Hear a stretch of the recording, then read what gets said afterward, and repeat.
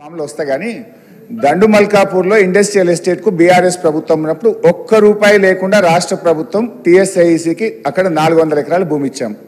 మరి మీరు 75 కోట్ల కిందకి పెట్టిన మీరు కూడా జీవో మార్చి ఫ్రీగా ఇస్తున్నామని చెప్తే ఫ్రీగా టీఎస్ఐఈసీకి వస్తే ఇంకెక్కువ ఇండస్ట్రీస్ను ఆకర్షించవచ్చు. ఫ్రీగా మీరు ఈ ల్యాండ్ను ఇండస్ట్రియలిస్టులకు ప్రపంచ ఇండస్ట్రియలిస్టులకు మీరు ఇచ్చినట్టయితే ఇంకా చాలా పెద్ద పెద్ద కంపెనీలు మనకు వచ్చి ఎక్కువ ఉద్యోగాలు వస్తాయి కనుక ఈ జీవోను మార్చి ఫ్రీగా ఇస్తామని చెప్పండి. అప్పుడు మీరు భూమి అమ్మలేదంటే నేను నమ్ముతా అధ్యక్ష.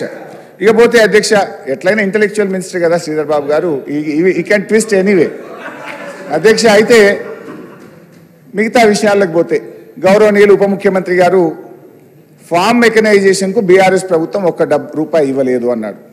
డ్రిప్ స్ప్రింక్లర్లకు ₹1 ఇవ్వలేదు అన్నాడు. రైతులకు ఇన్సూరెన్స్ డబ్బులు కట్టలేదు అన్నారు. నేను మెస్ ఛార్జీలు ఎస్సీ ఎస్టీ బీసీ పిల్లలకు పెంచలేదు అన్నారు. సభలో ఇప్పుడే మాట్లాడారు. దీని మీద I want to challenge the minister. ఎందుకంటే అన్నం ఉడికిందా లేదా చూడాలంటే ఒక మెతుకు ముట్టుకుంటే చాలు. అంటే ఇవాళ బట్టి విక్రమార్క గారి మాటల్లో నిజాయితీ ఎంత ఉందంటే నేతి బీరకాయల్లో నెయ్యి ఎంతనో బట్టి గారి మాటల్లో నిజాయితీ అంత.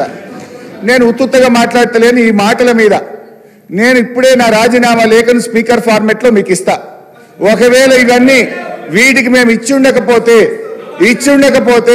నా రాజీనామాను మీరు యాక్సెప్ట్ చేయండి.